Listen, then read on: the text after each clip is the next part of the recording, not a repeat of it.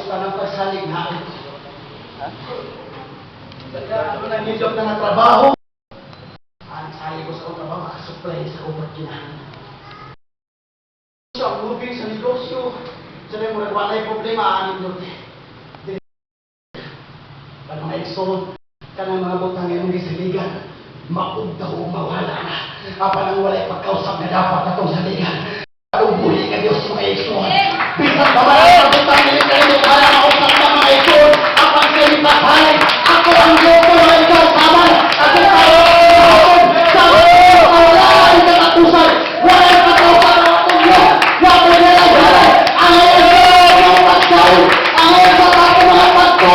Kung kayo silang igsoon.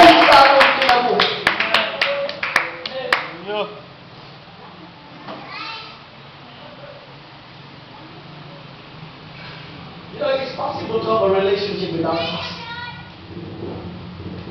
Ako bisayaw.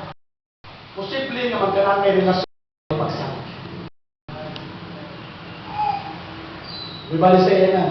Amen. Pero dili ko mapasalig nimo, kung dili na ko i-assure nga ang relasyon na walay pagsalig mo kayo bulutan. Magkana kay relasyon, magkana kay inspirasyon, apan kung walay pagsalig di na mulutan. Amen. That is why kinahanglan sa makuyab ay pagsalig. Kaya kung walay pagsalig ang makuyab, makaisod din ang kumpiyansa. Pag wala ka nila, kisa mo kawan, nag-usa ka nito. Amen?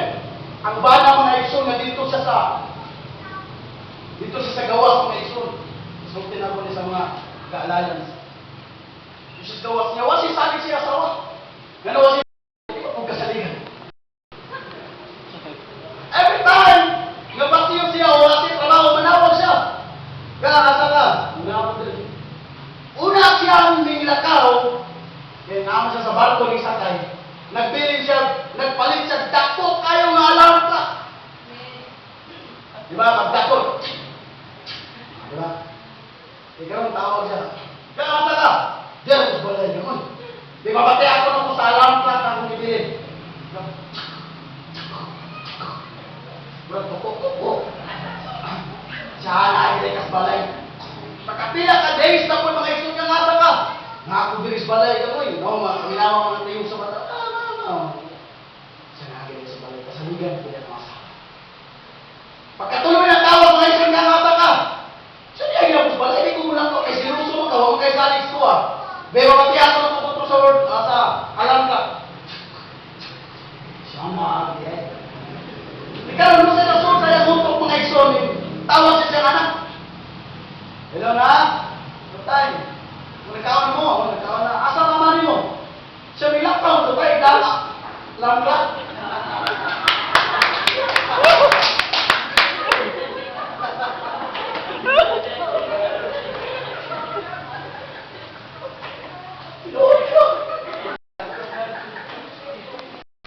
Listen, ang relasyon pag walay pagsalig. Pag walay pagsalig ang relasyon mga ison, posible na hindi mo palakton. Dili na mo pagkuyog-kuyogon kang bisan kinsa. Dili na mo ibuwag mga ison. Apato na kay pagsalig. Bisan na yung pagkahanapin. Pagsalig ka niya. Bisan na yung pagkahanapin. Ay yung relasyon mo naman. Naman na ay pagsalig. Relationship without trust is a healthy relationship. O kaya mo ang tao may salig sa katao. Pero nga mamukha na.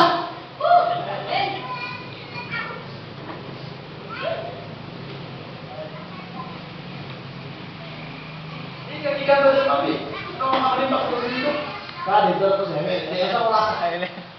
Kalau rasa tu sudah mati, ya bisa mengawal. Kan mana wakai saling.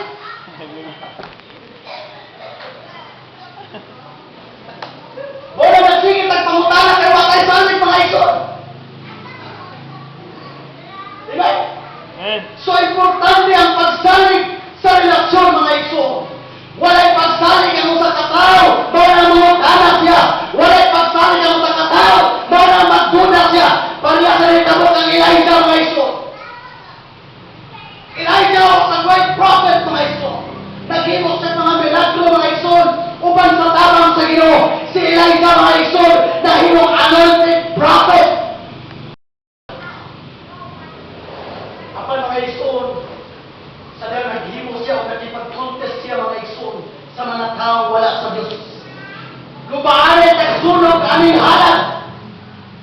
Siya nagsunog sa balis mo mga igsoon without the lighter, without the light mga igsoon, without the fire, dapat masunog sa itong kanilihilaptan. Ang mga balis mo mga igsoon, si bunal-bunal, nag-die sila kamahal. Ang palayo ng Biblia, gikan sa pagsubang, nag-alot na lang ang agaw, may subang na mga gusto, may salot na mga agaw, ang panuwalay kalayo ang apa sa iyang halad, ang pasadiyang sa Elias mga igsoon, nag-ampo siya sa Diyos, in just 7 words, may kanawag ang kalayo, gikan sa langit, o masunog ang halad, kalaman, kamahanan, ang ginawa ng Elijah, kamahanan, ang iyong halad, kamahanan, ang iyong Diyos.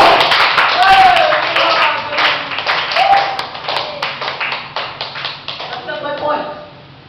My point is, when Jezebel heard about the miracle of Elijah, Jezebel said, I will kill you, Elijah. And Jezebel sent many soldiers just to kill Elijah. And when Elijah heard that, Elijah hid himself in the cave for how many days? Why? Nakita niya ang milagro sa Diyos. Nakita niya ang Diyos buhay.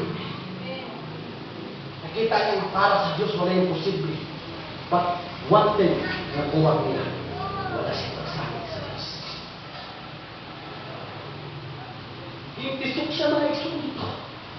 Kung halos sa iyang pamahaw, paniudto, panihapon, padalahan na lang siya mga igsoon. Kung pagkaon dito, ginamit ako sa kalugan. Kung dito nilahintay sa Elijah. Anak kong buti pasabot mga igsoon. Bisan pag mangwawali ka, bisan pag singer ka, bisan pag igamit ka sa Diyos, apan posible na wala nyo mag-build ang imong trust sa Diyos.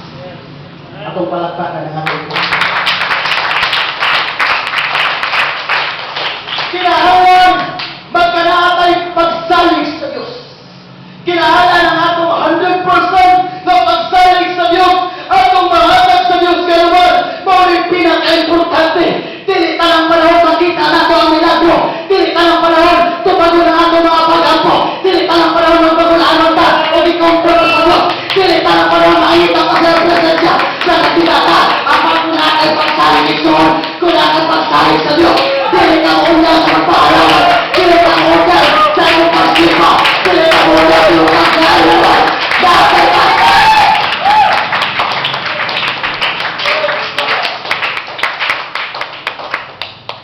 Joyce Meyer, the great preacher, woman, Trinity mga igsoon.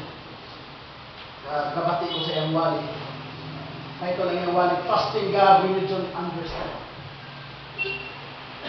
Sometimes, sa atong journey, nakita nila masaktan. Anong hitabo man eh? Anong inani man eh? Anong gitugot man eh sa gini? But she challenges us, trust God when you fail to understand. It's easy for us mga igsoon na musalit ka. Sabi mo, kanawanan tayo kasalitan. It's easy for us to trust God and one tayo choice. Pero pagkatana, sabihan na apa kayo mga butang na imong naposes. Yung sa imong pagsalig sa Diyos. God wanted His people to trust Him completely. Kinahanglan mo salig ta mga igsoon sa pupos ang kasiligas. Ang atong una-una, dili makaabot sa una-una o pagbuot sa Diyos, dili kita makasabot. Apan ang ihangyo lamang sa Diyos. Ako ang in charge, salig na ko. Ako ang ga-drive sa iyong pagbiyahe. Salig na ko, ayaw paglukso sa sakayan. Ayaw paghawa sa sakayan kaya mong gisakyan. Ligo lang sa sakayan kaya mong gisakyan. Ako ang in charge, sabi. I am in control of bagyo. Maabot pa ng mga pasulay. I am in control of everything. Trust me, my son. Trust me, my daughter. Trust me, children. I am in charge. Oh, the glory.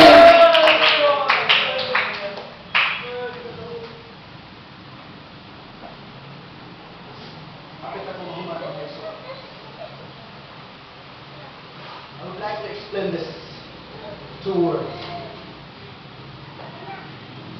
What is the difference between faith and trust? This is a very important. The difference between faith and trust. You can have faith in just 1 second. You can have faith in just 1 hour. That is faith. When you heard, yes, I have faith. I believe. Why? Because when Jesus walked in the road, daghan siya kasugatan ng mga bakol, daghan siya kasugatan ng mga buta. O yan ipapunta instantly, ningon siya, mutuo ba ikaw, ako makaayon mo. Ang buta o kang bungol, o kang tanan mga igsoon ng mga bakol, dito sila na si Jesus mo ayon. That is faith. But trust, bisang pagpila ka to, ilisulti mo i-build ang usa ka trust.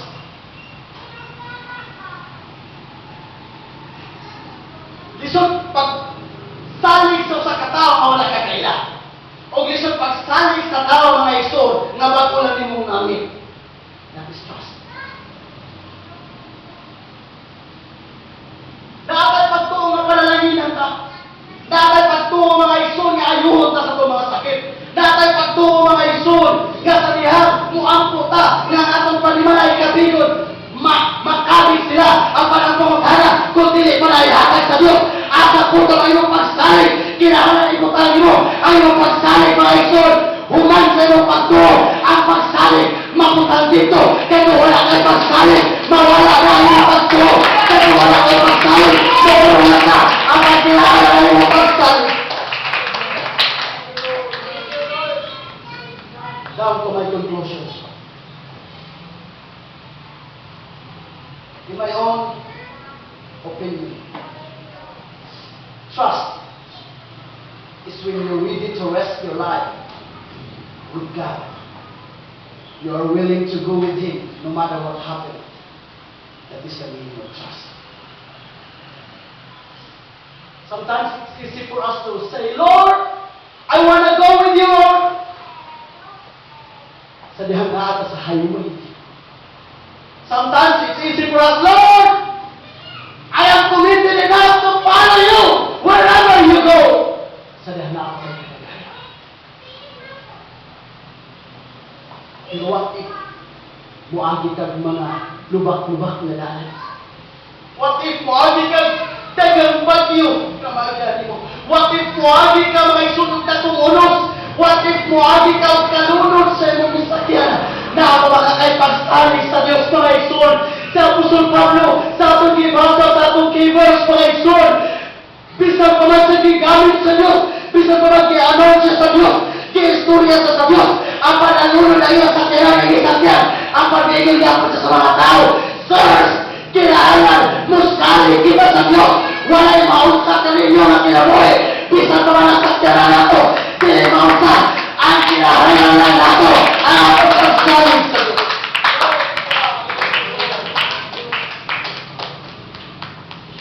In our journey,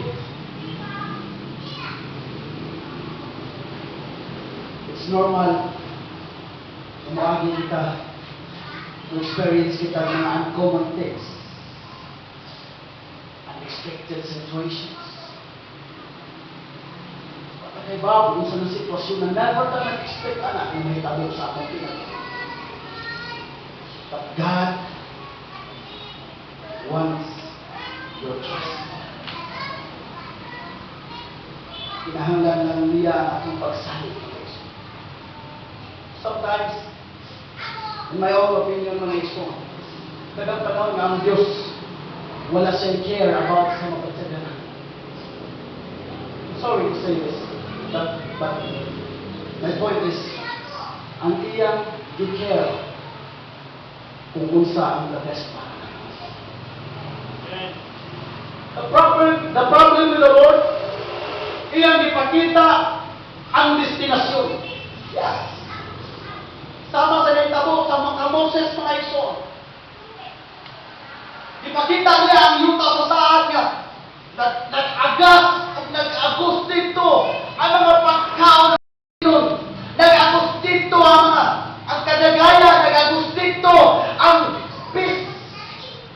Apan ang pinaka-problema, never niyang gisgutan si Moses kung unsay ilang katang sabtan, maglabigan sila. God never told about the snakes in the room. God never told Moses about famine. God never told about the sicknesses while they are traveling to the promised land. Isulti na sa Ginoo. Bakit mabasa sa Biblia? Moses, magutman mo sa ahay. Nasayo ko sa kasing-kasing sa mga katauhan ako ng reklamador. Sulti si Moses. Moses, mag-utas ka sa akong katauhan. Wala siya sulti niya. Ang instruction na sa Diyos, God, asli dito sa saad, sa yuta sa saad, kung ditong napitag, prepare na po ang inyong nindot na kinawin. Pero wala siya sulti kung unsa alisod ang lanatan niya. But one thing, nagkirahan nila sa Diyos. Trust me. I am in charge. Kapalatakan na ito. I need you to stand up now so you can go back from me.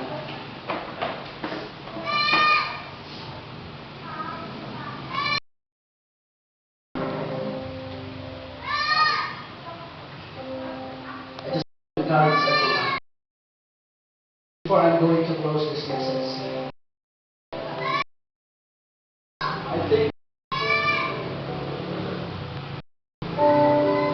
this should be our goal and our aim. Kasi dahil magdugay ka sa pagpangalagad ng kamapal.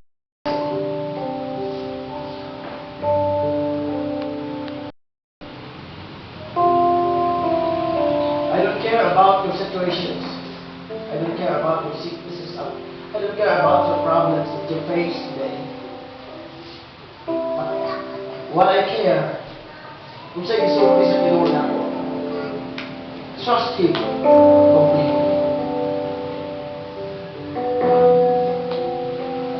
Ayaw paghawas ng kanan. Ayaw paglukso sa sasakyan.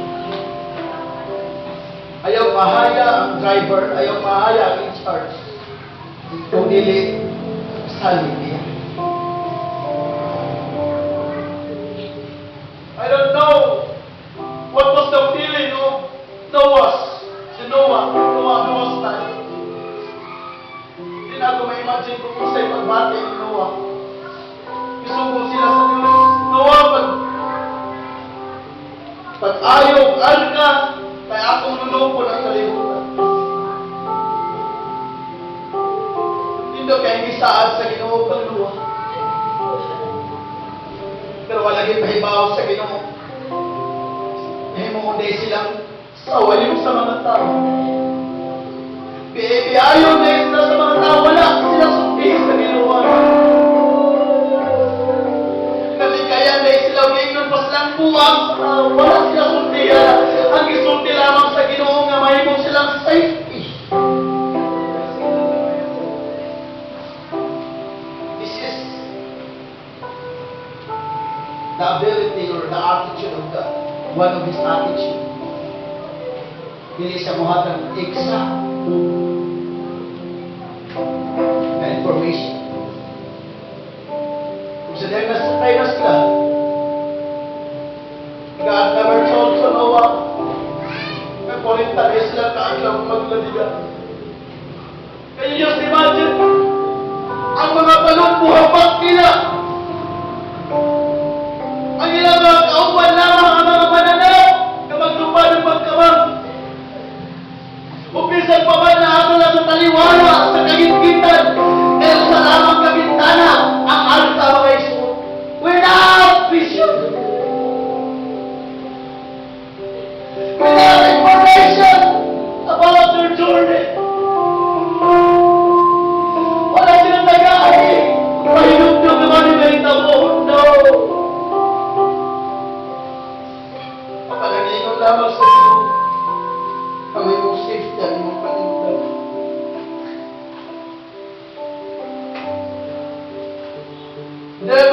man after God's own heart. He has a deep relationship with our God. But he experienced the silence of God. The presence of God is nowhere to be found. Job was a righteous man. He was a good man. But he experienced God's situation with God's permission.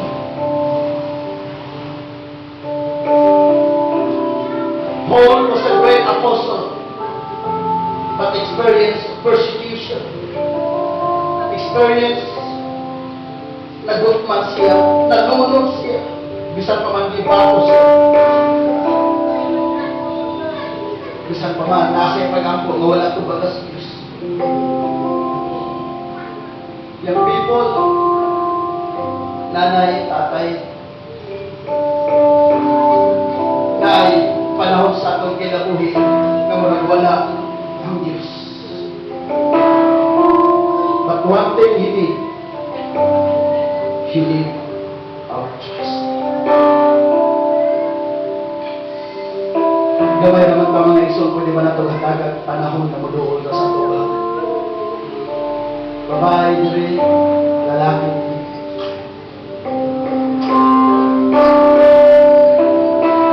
Pwede tang muluhod mga isol.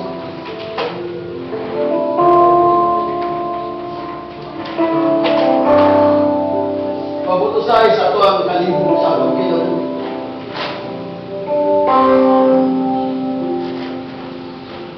Dagang ka mga question sa iyo.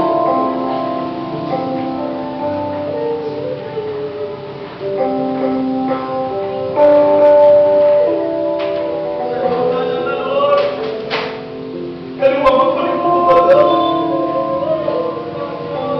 Ginawa lang tinaruman ang tapunin mo, ano na yung tapo ka na ginawa?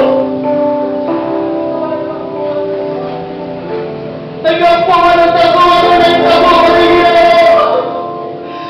Mga isul mo lang ginagawa na sa Diyos ay mong pangutana. Ang naging ginahalan ay mapagkalit ka niya. Paligid siya sa pugas ng kasigtas. Jesus, I will give you the time to pray this morning. Ayaw na imong tatapon. Ayaw na kaysa man ang nasa iyong lupa. Pagtutok